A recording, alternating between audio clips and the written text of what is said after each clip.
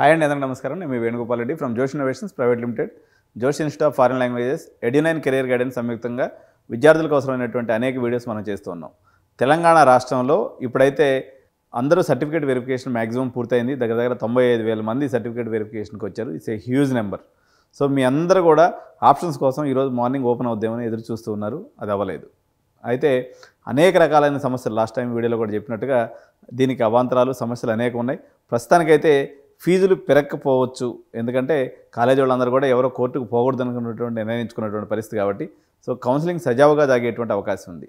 దీనికి తోడుగా అనేక కొత్త రకాలైనటువంటి కోర్సెస్ అనేక కాలేజీల్లో వస్తూ ఉన్నాయి. అనేక కొత్త కాలేజీలు కూడా దీంతో దర్జేస్తారనేటువంటి అంచనా ఉంది. అనేక రకాలైనటువంటి కొత్త కోర్సులు లేకపోతే పాత కనుమరుగైపోయిన కోర్సులు కూడా కొత్తగా వచ్చే అవకాశం ఉంది. కాబట్టి నిరంతరం ఎడ్యునైన్ని మీరు సబ్స్క్రైబ్ చేసుకొని ఎప్పటికప్పుడు ఫాలో చేస్తున్నట్లయితే చాలా ట్రిక్కీగా ఉంటుందండి ఈ కౌన్సిలింగ్ ప్రాసెస్. నేను ఒక ఎగ్జాంపుల్ చెప్తాను ఎలాంటి ట్రిక్ ఉంటుంది అన్నది.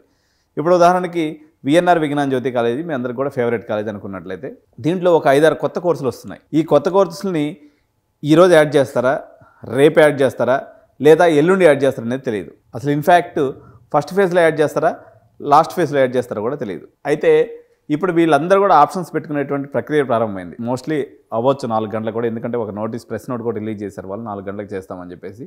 మేబీ పోస్ట్ పోన్ అయ్యే అవకాశం కూడా ఉంది. ప్రస్తుతానికి క్లారిటీ లేదు. ఇప్పుడు నేను వీడియో చేసే సమయానికి సాయంత్రం 3 గంటలు అవుతుంది. So we are also waiting for the options పెట్టడానికి మేము కూడా ఈ యుద్ధానికి సిద్ధంగా ఉన్నాం. దీంట్లో చాలా రకాలైనటువంటి వీడియో సిరీస్ అనేది ఎడ్యునైన్ మీకు చేస్తుంది.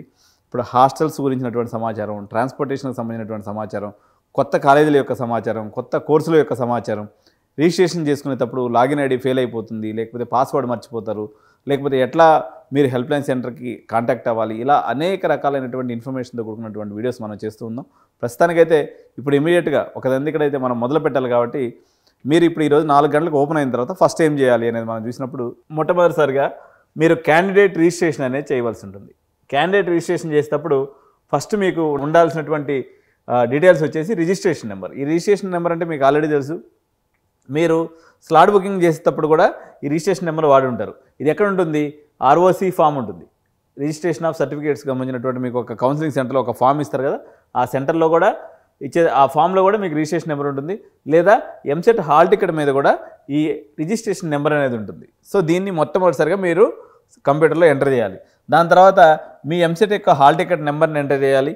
అదేవిధంగా మీకు వచ్చినటువంటి ర్యాంక్ని ఎంటర్ చేయాలి, మీ డేట్ ఆఫ్ బర్త్ని ఎంటర్ చేయాలి.